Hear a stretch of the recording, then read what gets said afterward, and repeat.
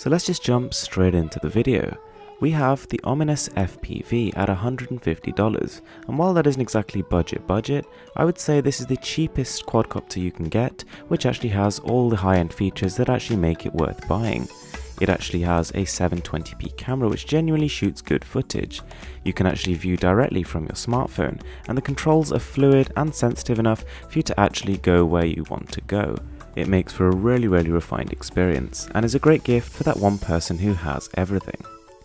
Next up, we have the Vinci 1.0 by company XYZ Printing.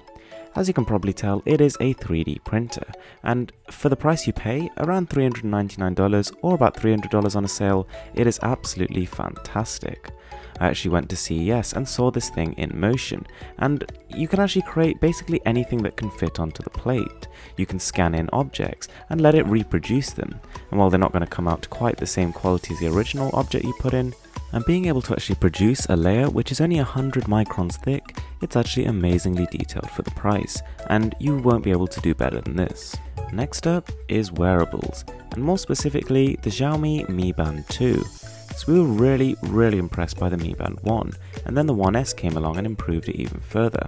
Essentially, this isn't quite a watch, but what it is a whole load of sensors bundled into something that is lightweight, ultra strong, really long lasting, and fits on your wrist. The current Mi Band monitors your activity levels, it checks your sleep, it tracks your walking distance and calculates your calories burned.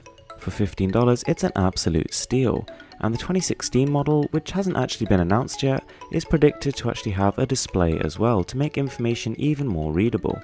Something which should appeal to almost every single one of you is earphones, and I think I may have just discovered the best pair of in-ear budget earphones ever.